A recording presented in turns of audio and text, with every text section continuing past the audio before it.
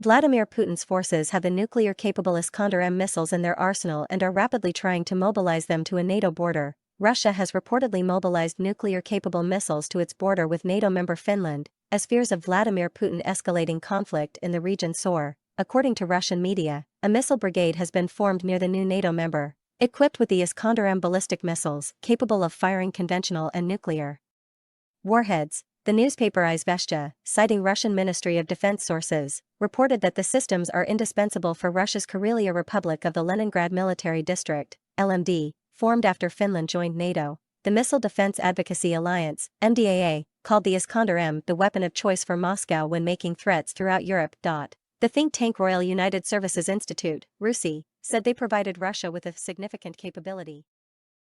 Если страны НАТО введут свои войска на Украину для того, чтобы нанести России стратегическое поражение, то тогда и наступит тот самый момент, о котором Путин как-то сказал: «Зачем нам мир, если в нем не будет России?»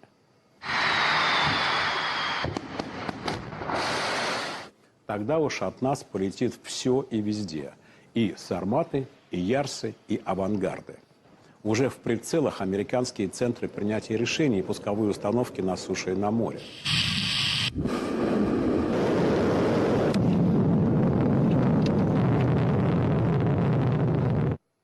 Францию, как ядерную державу, придется мгновенно разоружить. Британские острова просто уйдут под воду. Технологии для этого имеются. И мы о них как-то рассказывали. Но лучше до такого не доводить. И это не пропаганда.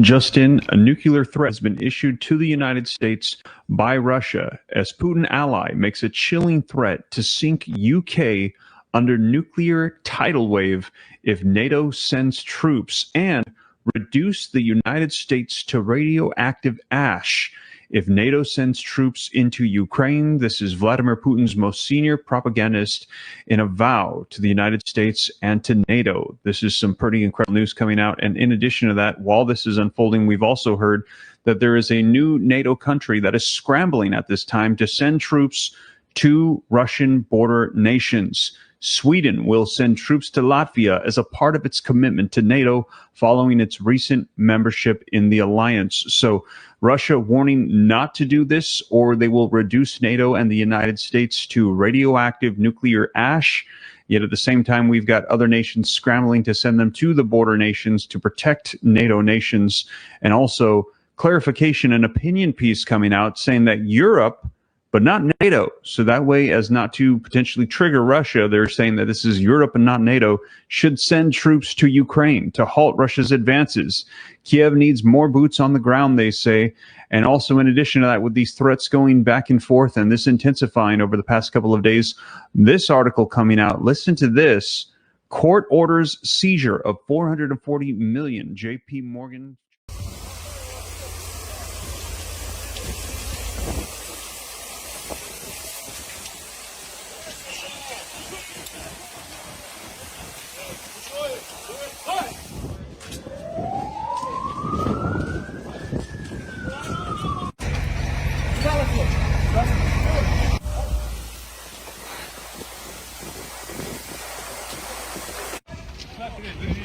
Давай!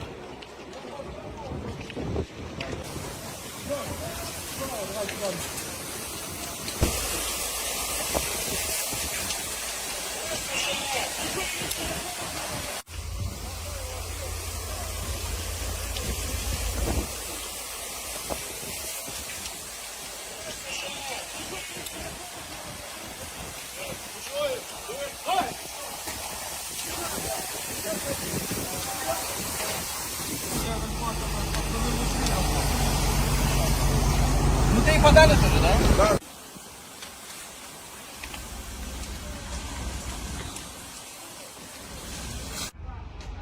На Кулиндорова цистерна, она с водой.